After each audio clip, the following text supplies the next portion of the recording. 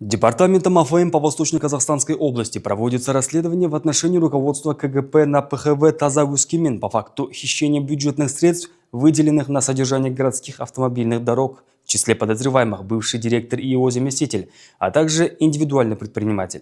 Подозреваемые, используя свое служебное положение, без проведения процедуры государственных закупок, систематически незаконно перечисляли бюджетные средства в адрес аффилированных коммерческих структур. Суть противоправной схемы заключалась в оформлении фиктивных документов о поставке материалов и аренде техники.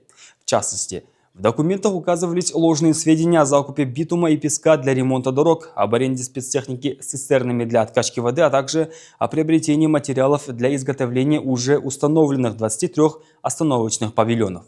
В дальнейшем полученные суммы обналичивались через индивидуального предпринимателя и распределялись между участниками схемы. Общая сумма причиненного ущерба превысила 120 миллионов тенге.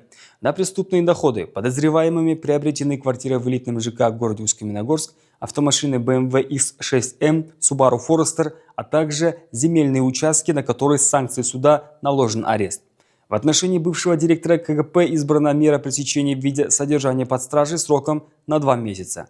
А расследование продолжается. Иная информация в порядке со статьей 201 УПК РК разглашению не подлежит.